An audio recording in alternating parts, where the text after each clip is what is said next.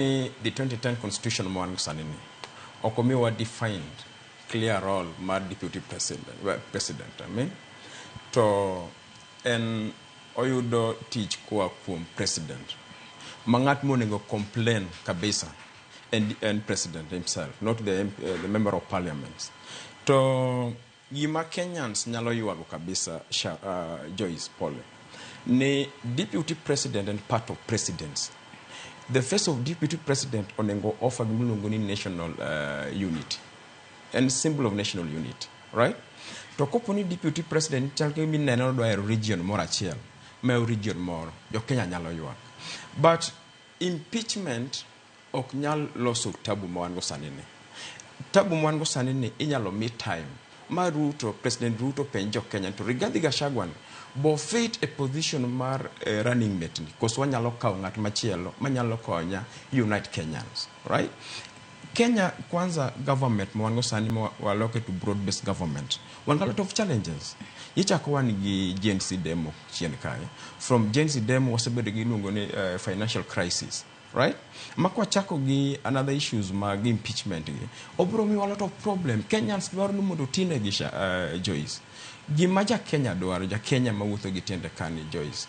Odwaro ni oyud yath osiptal. To yud quality education. To gerne ndara. To yud pi. En onge gi ngama do bedo running mate, onge ngama do bedo deputy president, onge gi time ni ngama bedo kata mana cabinet minister, right?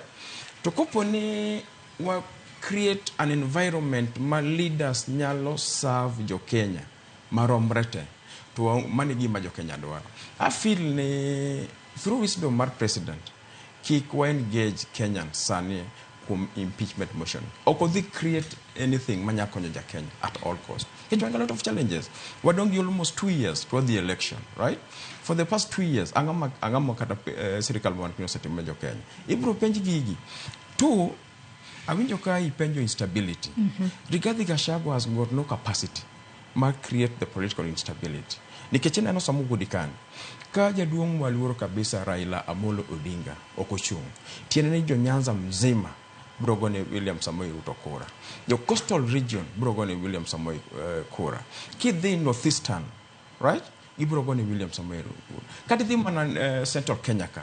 Kichako Meru. If any case ngi kaw kada Kindiki magidwa kaon. Kikaw Meru, kaw Embu.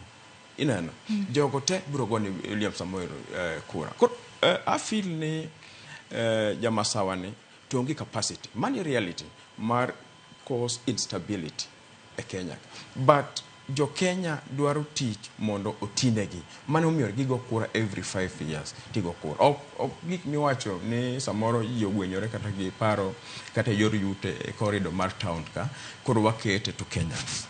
Yes. Atonya kasani na shonin bene ka advocate wako kinyi makawuono. Bende ber ka Rigathi Gachagua kinde mang'eny nikech wasebedo kwaneno kata kowuok oko mar mondo mi olosi. Osebedo ka oloso mana thothne kotudore koda gwengego mag masawa mar piny Kenya. Nikech bende owacho ni nyaka sani nitiere mana paro mano mar pogo kura mar masawa mar piny Kenya kaka gino mano timore e higa mar 1992 kama gwenge mag masawa nochungo jotelo ariyo kendo nomiyo kuchgi obarore. Onego beno losa kotudore kod jo masawa mar piny Kenya kende kose ber ka oloso to owache nyaka gwenge moko bende nikech sofa pok waneno